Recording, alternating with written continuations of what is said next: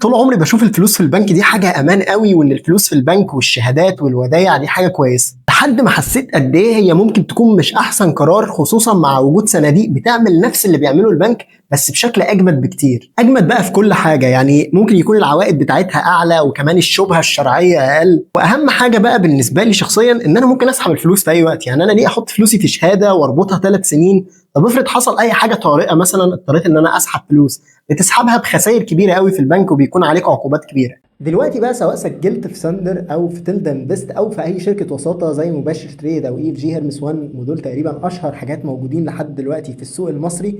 المهم بقى انت هتبدا تشتري ايه؟ ايه المنتجات الاستثماريه اللي انت ممكن تستثمر فيها او تشتريها بالفعل؟ واول حاجه هنتكلم عنها هي صناديق الدخل الثابت او الفيكسد انكم فاندز. وهنستخدم النهارده واجهه ساندر. احنا عادي ممكن كل مره نستخدم واجهه برنامج مختلف، بس هنستخدم واجهه ساندر. زي ما قلنا واجهه ساندر هي الاسهل والابسط، خصوصا لو انت لسه بادئ في مساله الاستثمار. صناديق الدخل الثابت دي البديل للاوعيه الادخاريه البنكيه. يعني بدل ما بتحط فلوسك في البنك، سواء بقى البنك ده انت حاطط فيه الفلوس اللي هو كنوع من الاستثمار، او رابط بقى شهاده وبتاخد منها عوائد، او عندك وديعه وبتاخد منها عائد برضو كل شويه، البديل بتاع كل الحاجات دي هو صناديق الدخل الثابت. وهو ليه بقى بديل احسن؟ وليه بديل انا بفضله؟ لانه اول حاجه في حاجات متوافقه مع احكام الشريعه، طبعا مش كله، يعني في حاجات كده وحاجات كده، وهنقول هي ايه دلوقتي. تاني حاجه ان ما فيهوش الليميتيشنز بتاعه البنك، يعني القواعد الصارمه الخاصه بالبنك. يعني دلوقتي انت ممكن تعمل ايداع وسحب في اي وقت انت عايزه، وبتاخد عائد بشكل يومي، بس العائد ده بيكون طبعا على اساس سنوي. يعني انت ممكن تاخد عائد كل يوم لو انت بتحط فلوس كل يوم عادي جدا من غير اي مشكله.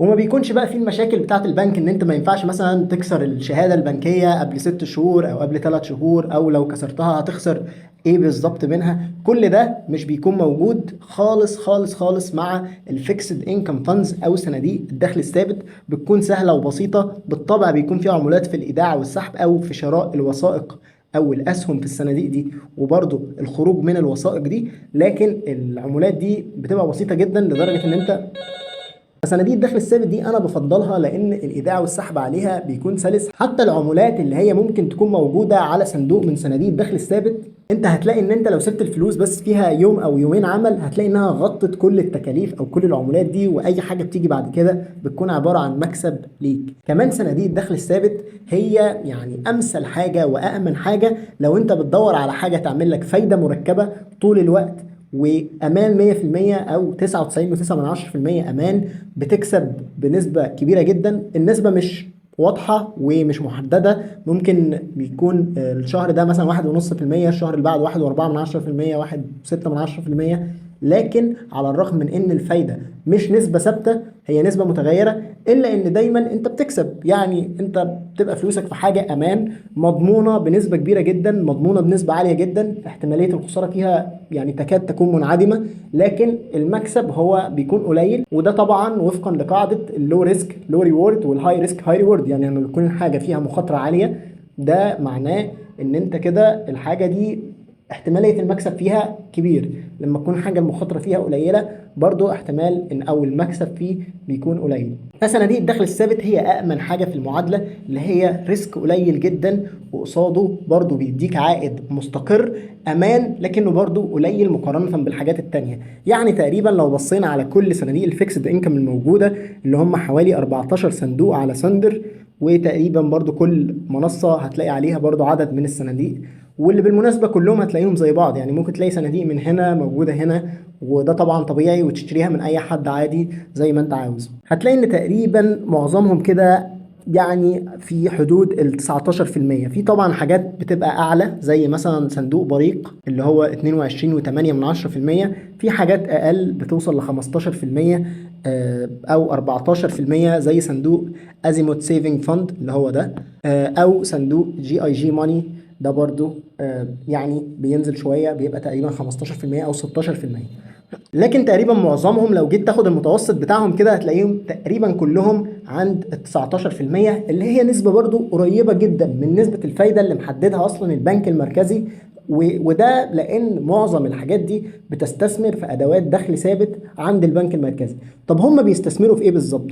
عشان تعرف هم بيستثمروا في ايه بالظبط لازم تبقى عارف ان في صناديق نقديه وفي صناديق دخل ثابت، وفي صندوق بيبقى ميكس ما بين الاثنين. يعني في صناديق كده بتستثمر في ادوات الدين وفي اذونات الخزانه وفي حاجات كده زي شهادات مع البنك المركزي. فالاستثمارات دي غالبا بتبقى مش منطبقه لاحكام الشريعه الاسلاميه، وغالبا بتكون العوائد بتاعتها مرتفعه. عشان كده صندوق زي صندوق بريق يعني بيعمل مكاسب عملاقه. يعني تقريبا الشهر اللي فات بس عمل اكتر من 1.7% زي ما احنا شايفين هنا. طيب عشان برضو تعرف كل صندوق بيستثمر في ايه بالظبط ومطابق لاحكام الشريعه بالظبط ولا لا، بتقرا الاباوت بتاعته او في حاجه كده عن الصندوق. كل صندوق بيبقى فيه بايجاز كده هو بيستثمر في ايه، هو مين اللي بيديره، هل هو منطبق لاحكام الشريعه ولا لا. فدي حاجه انت لازم تعملها خصوصا في صناديق الدخل الثابت. فهتلاقي هنا ان صندوق بريق ده مثلا اتأسس سنة 2023 وقال لك الاسيت مانجر وقال لك الشركة اللي بتديره. هو بيقول لك تقريبا بيستثمر في ادوات الدين الديت انسترومنتس في الايه تبع البنك المركزي وفيكسد انكم انسترومنتس. فهو تقريبا بيستثمر في حاجات نقديه. طيب هل هو شريعه ولا مش شريعه؟ عشان تبقى عارف ان انت اي حاجه منطبقه لاحكام الشريعه هتلاقيها مكتوبه. يعني انت دايما هتلاقي الحاجات الشريعه بتقول لك ان هي منطبقه لاحكام الشريعه. لو ما لقيتش الكلمه موجوده سواء في الاباوت بتاعها او في اي حته في الشاشه كده لما بتفتح يعني شاشة الحاجة اللي انت بتشوفها او المنتج الاستثماري اللي انت بتشوفه، فغالبا هي كده مش شريعة. فصندوق بريق ده مش منطبق لأحكام الشريعة، لكنه طبعا بيعمل أداء يعني مبهر جدا. وزي ما قلنا كده بيعدي 1.7% الشهر اللي فات، وده رقم كبير جدا لأنه رقم مضمون من غير أي مخاطرة. يعني بدون أي مخاطرة أنت عملت رقم قريب من 2%.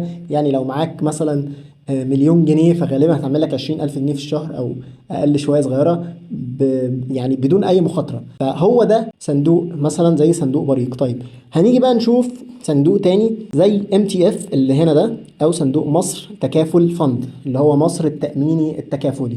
الصندوق ده هنقرا برضو عنه شوية.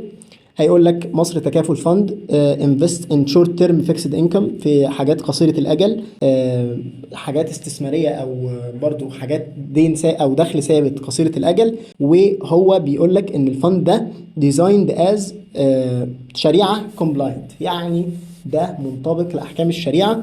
وبيقول لك ان هو في لجنه باي كوميتي ليد باي علي جمعه فورمر جراند مفتي اوف ايجيبت، اللي هو المفتي السابق لجمهوريه مصر العربيه. فهو قال لك كده عنه. طيب عايز تقرا عنه اكتر وبيعمل ايه؟ هتلاقي في كلمه ليرن مور كده، تقدر بقى انك تدخل وتقرا اكتر عن الصندوق، الصناديق يعني يقول لك بقى مميزات صندوق مصر التأمين التكافلي. بيقول لك ان هو صندوق عالي السيوله، صندوق نقدي مفتوح بيقدم شراء واسترداد يومي، وهي عالية السيولة ومنخفضة المخاطر، تقريبا مفيش أي مخاطر. وبيتمتع المستثمرون بعائدات يومية مركبة عشان يحصلوا على أكبر قدر من المرونة. يعني هي كمان عائد مركب، يعني الفلوس اللي بتحطها بتكسب عليها بتكسب عليها بتكسب عليها. فهو بيعمل كومباوند انترست. وهو صندوق برضو متوافق مع الشريعة الإسلامية، بيستثمر بشكل رئيسي في أذون الخزانة المصرية المصنفة على أنها متوافقة مع الشريعة من قبل لجنة شرعية بيرأسها علي جمعة. زي ما قلنا طريقة الاستثمار كل حاجة بيقولها لك عن الصندوق، يعني عشان تبقى عارف يعني الصندوق بيعمل ايه. بيستثمر في أدوات منخفضة تصل ل 90% في أذون الخزانة المصرية و49% في سندات الخزانة المصرية. كما أن لديه مرونة في استثمار في منتجات أخرى متوافقة مع الشريعة بعد موافقة اللجنة الشرعية عليها. كما يتم إعفاء عوائد الصندوق من مدفوعات الضرائب. يعني الصندوق ده بيتعفي من الضرائب. تمام. هو بقى بيقول لك ازاي، بيقول لك اقرا كمان عن اللجنه الشرعيه لو انت عايز تسال عن ده، وقائمه الاعضاء المعتمدين ممكن حتى تشوف القائمه. وبيقول لك الصندوق ده او مدير الصندوق بيعرفك بقى عن مدير الصندوق. انت يهمك الفلوس اللي انت بتحطها في اي صندوق استثمار خصوصا صناديق الدخل الثابت بتكون ليها مدير بيدير فلوسك، فانت لازم تقرا عن المدير ده. فالمدير ده بيقول لك ان بيدير الصندوق شركه العربي الافريقي لاداره الاستثمارات، ويقول لك لديها اكثر من 13 عام من الخبره، بتدير اكثر من 12 مليار جنيه من الاصول في فئات مختلفه. فبيعرفك عن كل حاجه. وده باختصار اللي انت لازم تعرفه عن اي صندوق قبل ما تستثمر فيه. وانا شخصيا لو انا برشح لك اي صندوق من صناديق الدخل الثابت، طبعا صندوق مصر التأمين التكافلي ده يعني اكتر من ممتاز لو انت اصلا مهتم بمساله الشريعه كومبلاينت، او انك تلتزم بمبادئ الشريعه الاسلاميه. طيب هل بقى باقي الصناديق كلهم مثلا مش شريعه؟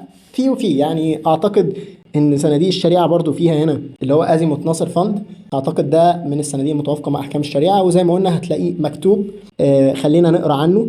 الاول هو عمل واحد قريب من 4% الشهر اللي فات، ده كويس قوي. بيقول لك هنا برضو فيكسد انكم انكلوزنج تي بيلز بونز وصكوك، برضو سندات وصكوك، فهو ده. وبرضو بيقول لك ديزاين باي شريعه كومبلاينت، وشوقي علام هو مدير اللجنه اللي اديته الختم ان هو يكون شريعه كومبلاينت، فعشان كده ده برضو متوافق مع احكام الشريعه. طيب المهم عايزين بقى نسأل سؤال مهم. هنا بيقول لك ان العائد اللي هو كان موجود الشهر اللي فات 1.3%، وكمان جايب لك ان برضو بناء على ده فالمتوقع ان العائد يكون 18% في السنة، او 18.18%. لو جبت آلة حاسبة كده وحسبت 1.3% في 18 في 12 اللي هو ال 12 شهر، يعني 12 شهر في 1.38، هتلاقي الرقم اقل من ال 18%. خلينا نجرب. يعني لو جينا قلنا ان 1.38 في 12 هنلاقيها 16.56. طيب ال 18% دي جت منين؟ ال 18% دي العوائد المتراكمة.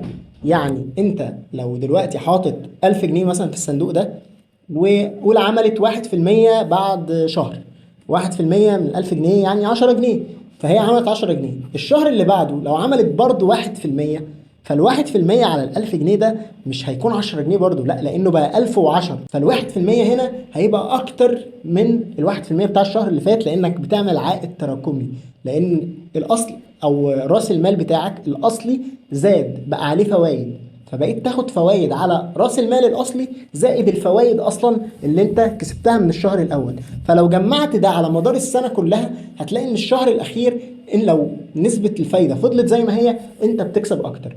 فبالماس كده وبالحسابات فبقينا ان الواحد وتلاتة وتمانية او فاصلة 3.8% في الشهر هتعمل عائد سنوي تراكمي اكتر من 18%. وكل الصناديق او كل صناديق الدخل الثابت بتتحسب كده لانها بتحسب الفايده المركبه او الكومباوند انترست.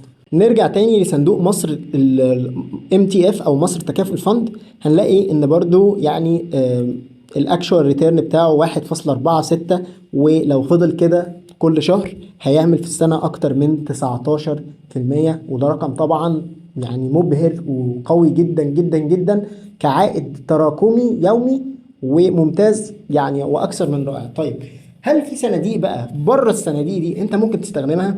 في حاجه اسمها محفظه اسمها ساندر كلاود. محفظه ساندر كلاود دي عامله زي صناديق الفيكسد انكم فاندز، بس هي من ساندر نفسه، يعني ساندر نفسه هي اللي بتعملها، وبرضه عاملاها متوافقه مع احكام الشريعه.